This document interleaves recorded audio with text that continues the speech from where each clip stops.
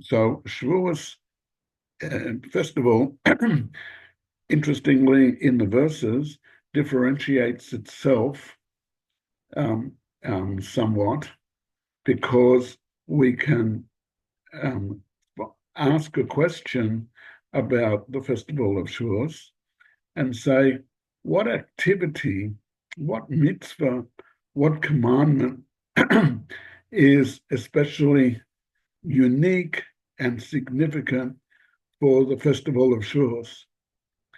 And we can differentiate that by saying, let's look at the festival of Pesach. The festival of Pesach, we've got this unique mitzvah of celebrating it and eating matzahs.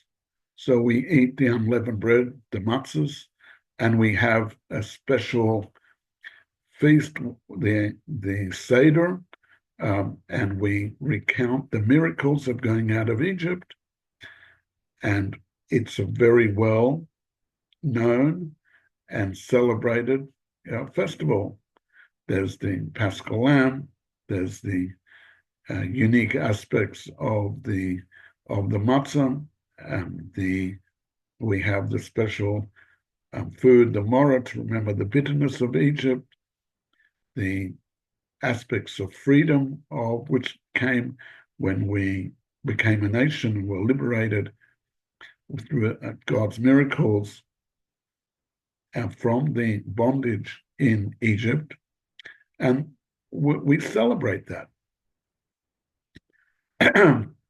And at the other extreme of the year, meaning that Pesach happens at the springtime, 6 months later, we have the festival of Sukkot. And the festival of Sukkot expresses itself in the idea of remembering God's benefits that when he took us out of Egypt and he spread the clouds of glory over the Bnei Yisrael, over the Jewish nation, protecting them as they traveled in the wilderness. That, by the way, is one of the ideas which relates to the Sukkot, to the tabernacle, to the temporary booths that we use. And we build a sukkah and we go out and spend days, the week, out in the sukkah to remember and remind us of the idea that without God's benefits, we wouldn't necessarily have a roof over our shoulders. So everything in life is temporary, just like the sukkah itself is temporary. It has its other unique aspects to it, which is the lulav and esrog, and we know the representations of the lulav and esrog spread around the four kinds, representing the four types of Jews, and we discussed that as the Jew, the es representing by the esrog, who has taste and a smell. The esrog, the tree, the fruit, the esrog fruit, has a taste and a smell and represents the Jewish person who's complete or full with his connection to God via learning Torah and doing all his commandments. And that runs through the three species to the arava, to the willow, which is the willow branch, which represents a person who has or not much of either those two things, and the people in between, and we join them all as one. And in a sukkah, we sit together with all people, all sorts of people, not differentiating. The sukkah itself doesn't differentiate, and we all joined as one. So that's the two extremes of the year. We have one at springtime. We have one at the end of the autumn time, which is the Sukkot period. So they're the action-based, activity-based mitzvahs that are unique in those two festivals, in Pesach and in Sukkot. We have an action-based one of of eating the matzah, and the matzah commanded to us, and it becomes a holy food that we incorporate into our body. And when we eat the matzah, we're incorporating this mitzvah into our body. It becomes the flesh and the blood of of ourselves. So we incorporate godliness into ourselves when we eat the matzah, the unleavened bread. The other point in time is the Sukkot one, when we go into the Sukkah and we enjoy the hug, the benefits of the Sukkah surrounding us, and that's one action, and we have the other action-based one of taking the lulav and esrog and joining them, and in the actions of joining the lulav and esrog, we eventually take the lulav and esrog and touch our chest with it, where our heart is, to say that our heart and our actions are all joined as one, and we connect on a heart level, on a emotional level, on an action level with Hashem. Well, we've just come through Shavous, and we ask the question: what is the mitzvah? What is the specific action-based mitzvah that we have in Shavous? What do we do unique to this particular festival? And in fact, you could say, well, maybe it's not a primary festival. The festival of Pesach and the festival of Sukkot, you could say maybe are primary festivals, and the one of Shavuos is perhaps not as primary. But we can't say that, because as embodied and emboldened in our prayers and in the text of the Bible, we find that all three of the festivals are lumped together as specific times when we need to come to Jerusalem and to observe the activities in the holy city of Jerusalem and join with God at the Beis Hamikdash, in the holy temple. So each one of the three is accorded a role of significance. So we go back to our question: what is that action-based mitzvah that uniquely identifies the Shavous festival? Further, and just to emphasize this idea, the verse itself, in one of the readings that we do in the festival period, it recounts the festivals. And when it comes to Shavuos, when it comes to the festival of Shavuos, the verse says, the verse explicates that we have to do something. So in the reading, in the readings, which is in Parshas Re'eh, in Deuteronomy chapter 16, in the verses which are talking about the festivals, it starts talking about the festivals, that in verse number 1, talking about that, we have to keep the springtime. Within the springtime, we have the festival of Pesach, and it uses specifically in the verse number 8 of that section. It said, that is in Deuteronomy 16:8. It says, 6 days you shall actively eat matzahs, and the day of the 7th you'll keep that as a special day. And then it goes on about the 7 weeks you shall count. And then I'm just going to skip to the verse which is about Sukkot, and on that verse 13, and it says in relationship to verse 13, and it was the Sukkot, it said, the festival of Sukkot you shall make for yourself, asisa. That word asisa means, ta'aseh, the word The root of the word means to make, you will do. It means an action. You're going to do something about Sukkot. In going back to the verses of Pesach, it says you're going to actively do, you'll be eating the food of matzahs. When it comes to the verse about Shavuos, it says, and that's verse 10, Deuteronomy 10, Deuteronomy 16, verse 10. It says, "V'asisa chag haShavuos laHashem." You're going to make, you're going to do, literally translated, it means you're going to do the festival of weeks, the festival of Shavuos. So our question comes back. What do you do? What's the mitzvah that you actively do on Shavuos? It's not an obvious answer. So as our question, therefore, our motivating question, right, is what activity underlines the festival of Shavuos, as opposed to the other two festivals? What activity is special and unique for Shavuos?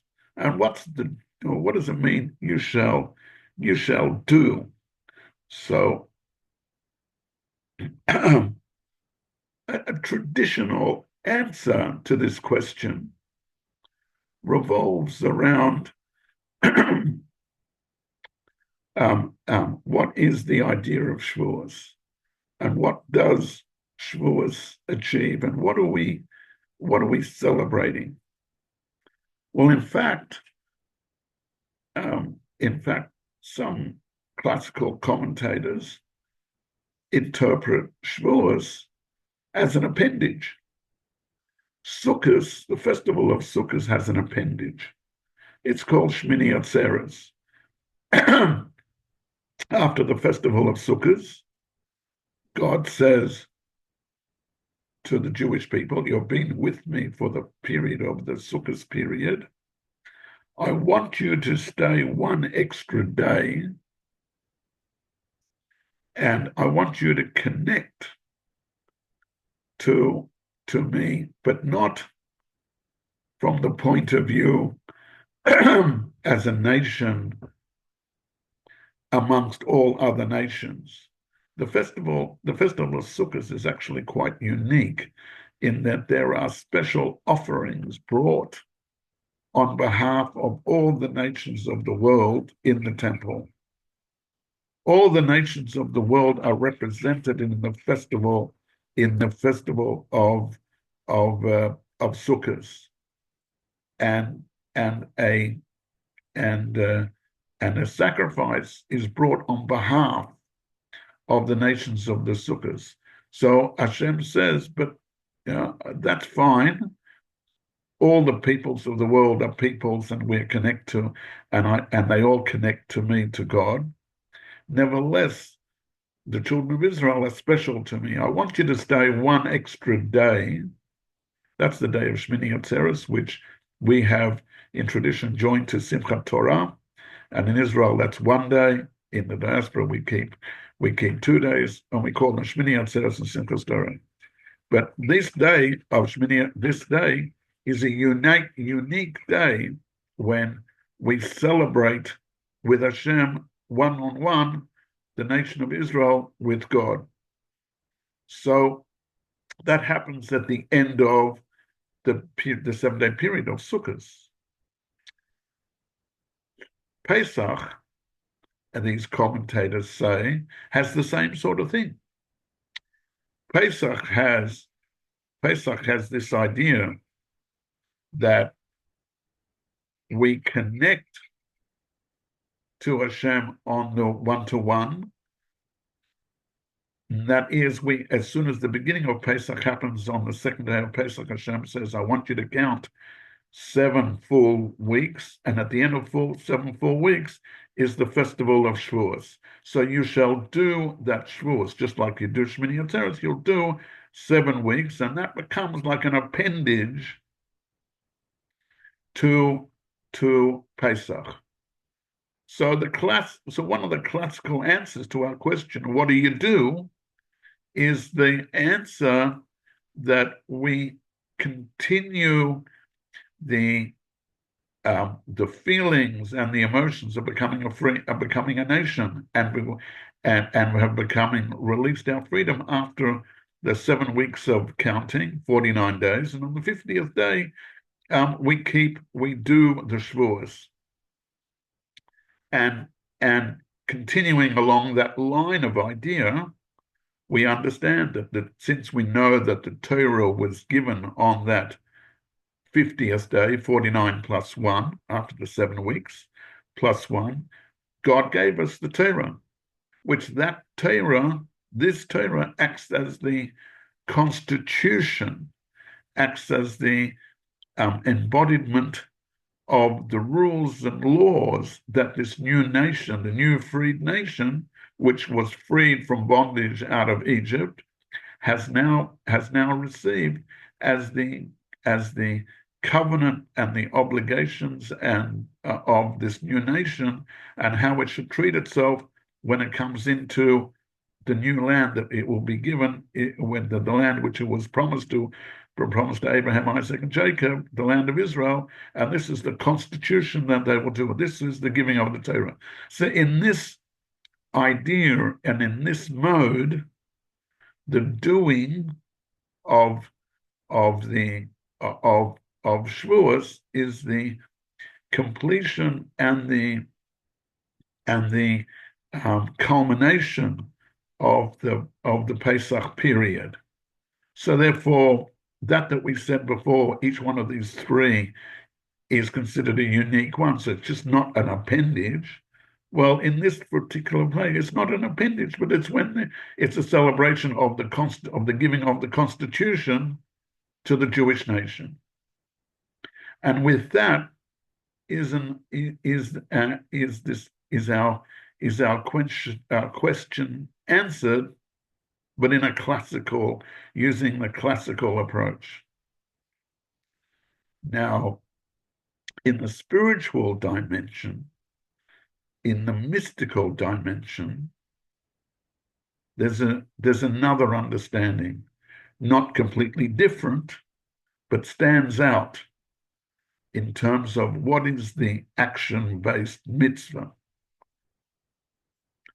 What we say in the mystical realm is that when God created the world in 6 days, and he spoke and he did. As it says, on the first day, Hashem created the world and everything in it, etc. He created the heavens and the earth, etc., with all the different interpretations of what happened on all the days. On the last day, he created man, and how did he create? He created it by saying, as it says in our Pirkei Avos, as we have in our sayings, that God created the world with 10 sayings. There shall be, light. There shall be whatever it is, whatever the different aspects of the creation. He created man. Right. So he spoke and he did. But in relationship to God, when we have the expression that he speaks, this isn't like a human being speaking, but when Hashem commanded in the spiritual realm, he created at the same time. His speech created and creates. And as we've been learning and in the Holy Tanya about the speech of Hashem and his creation and how it goes through this evolutionary process.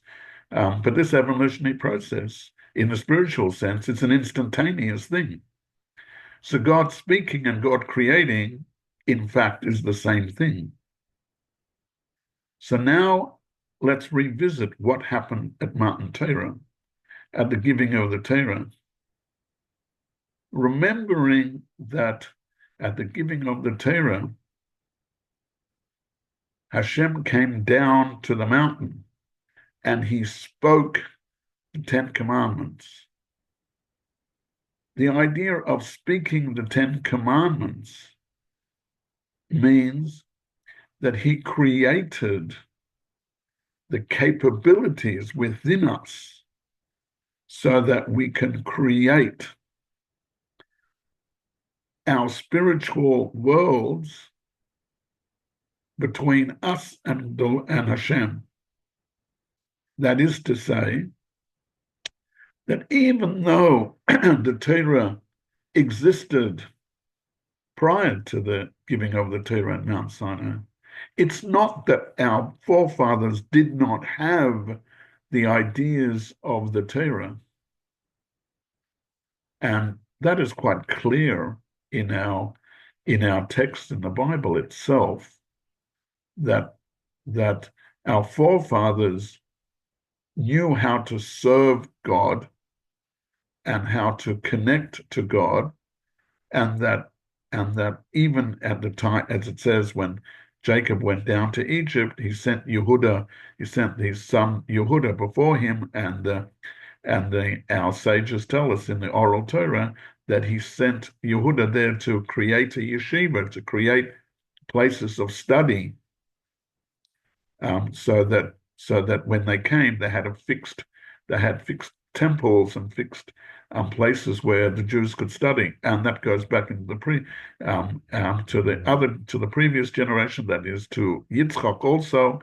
So when our forefather Isaac left his place, he went to he went and studied. Yaakov, when he left his father Yitzchak, he went to the yeshiva of Shem and Aver. So the Torah was in existence, but what is the differential at Shavuos time is that the differential is that prior to God coming down and giving us the Torah at Har Sinai, spirituality was not embedded in the physical world. There was this heavens and the earth. They're two separate environments. And our forefathers, in order to reach God and approach God, had to bring spirituality into their own lives. And they did that via the mitzvahs which they did, but those mitzvahs were, as it says, sweet. The expression in the Torah is that they were sweet smelling, but they weren't substantial.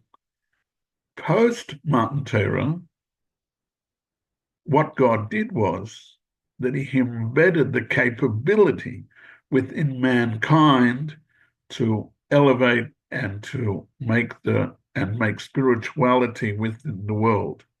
So what is the action-based mitzvah according to this of Shavuos? The action-based mitzvah is learning the Torah, receiving the Torah anew. And what we do, that's our activity in terms of what we do in the Shavuos period. We reconnect via the Torah, and just like Hashem's words create, our words create. Just like Hashem created the world, so when we learn Torah, we bring down spirituality into the world, and just like Hashem came down the mountain, Moses went up the mountain. Just like spirituality came down, so also